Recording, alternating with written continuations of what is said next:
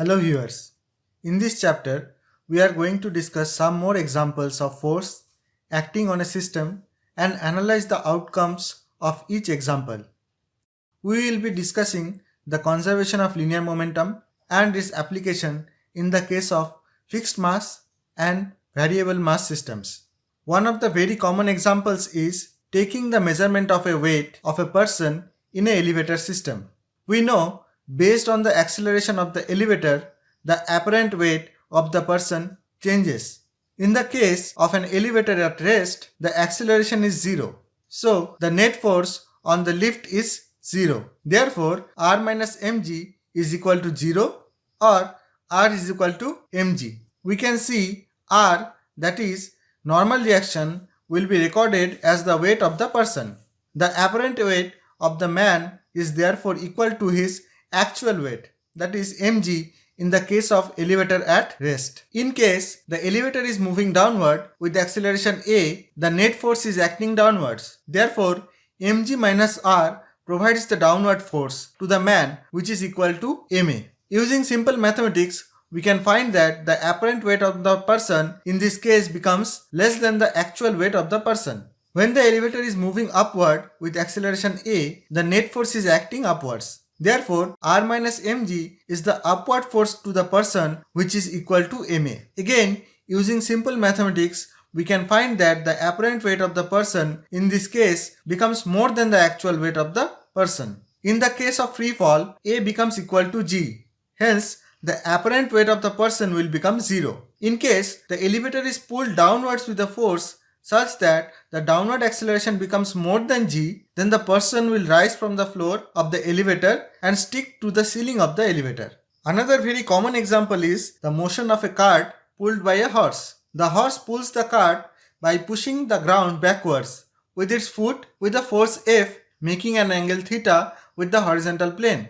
The ground in turn exerts a force R on the horse, which is equal and opposite to F. In addition to this force related to movement, the weight of the horse and the cart also exerts force normally to the ground, and ground apply equal and opposite reaction force to these applied forces, which can be seen in the figure. The reaction force opposite to that applied by the horse can be resolved into two perpendicular components, and we can see a horizontal component r cos theta is responsible for the overall movement towards right. Similar principles can be applied in all the cases where forward movement is achieved with an application of inclined force to the ground.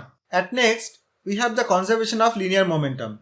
Here, we will start with an example, and applying Newton's third law of motion, we will see how the conservation of linear momentum evolved. Let us consider two balls A and B having mass ma and mb are moving with velocity ua and ub respectively.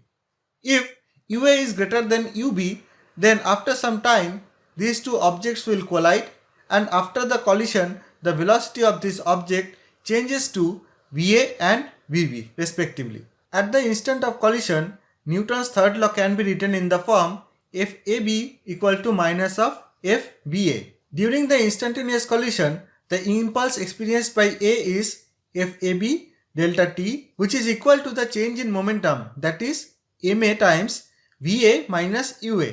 Similarly, the change in momentum in case of B can be written as mb times Vb minus ub. Using these expressions together and after simplification, we can see the net momentum before and after collision remains the same.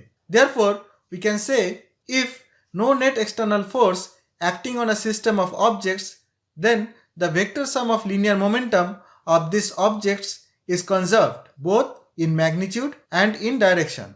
Based on this law of conservation of linear momentum, we can analyze various problems where mass as well as the velocity of the system is changing. Examples with recoil motion are very common, like jumping from a boat, firing a bullet, etc. Here we are going to find an expression for recoil velocity of a gun when a bullet is fired from it. Suppose a bullet of mass small m is fired with muzzle velocity small v from a gun of mass capital M. On firing, we observe a recoil velocity of the gun. If we consider momentum conservation law in this case, we shall be able to obtain an expression for recoil velocity. The sum of the momentum of both the gun and the bullet just after firing is equal to 0 because before firing both the bullet and gun were at rest. From this expression, we can calculate the recoil velocity. In the previous example, the total mass of the system was constant. At next, we are going to consider a system with variable mass. Here, let us consider a wagon with mass capital M is moving with uniform velocity capital V1 towards the right. Using a loader, pebbles are loaded on the wagon. We can see after some time its mass got increased by delta capital M and its velocity changed to V2.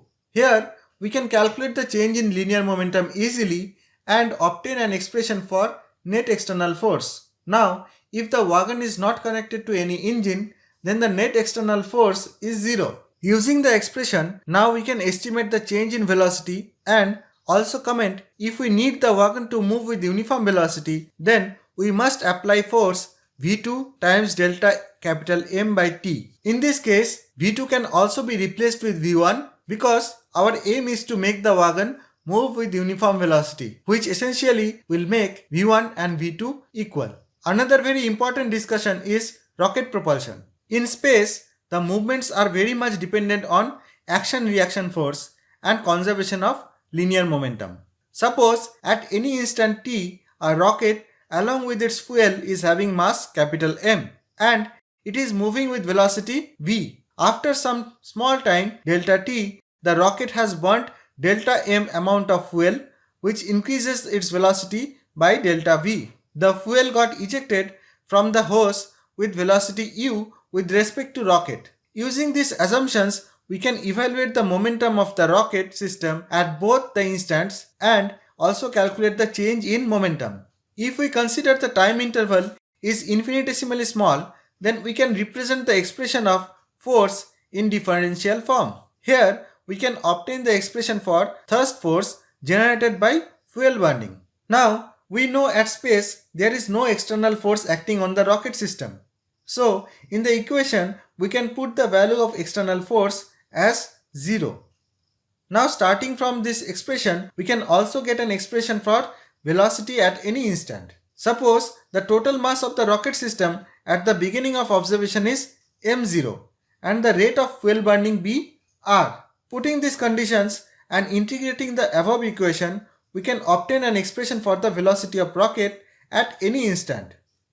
We can also obtain the expression for burnt out speed using the expression where we must replace the instantaneous mass with the mass of the rocket body without fuel.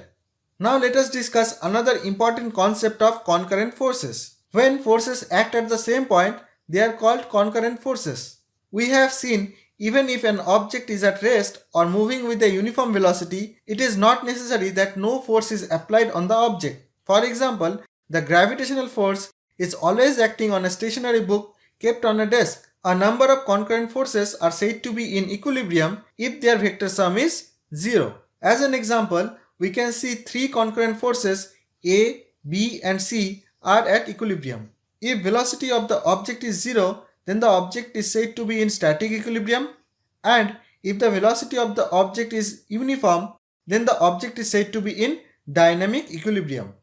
Lami gave his theorem regarding the three concurrent forces in equilibrium, and it's called Lami's theorem. The expression for Lami's theorem is presented here. Another very common example we face is connected motion. In this case, two individual systems are connected with certain constants. Consider the case of an Atwood machine. Here, acceleration of one block is dependent on the acceleration of another block. These kind of systems can be analyzed easily with a free body diagram, which simplifies the complexity of the systems significantly. The problems in mechanics related to force can be solved easily if we follow certain steps. These are: at first we have to make a simple sketch of the problem. Then we have to focus on the part whose motion we have to study. Then we need to avoid the inclusion of non-essential forces in free body diagram which are not related to the focus point. If necessary, we have to resolve the forces. Then, in case a different part of the system is affecting the motion of our point of interest, then we have to perform the above mentioned steps to simplify that problem too. Thereafter, we can solve the component equations for the unknown, and finally we have to recheck the feasibility of our results after completion. To sum up, in this section we have discussed various examples of force. We have discussed law of conservation of momentum. Various examples related to law of conservation of momentum is also discussed.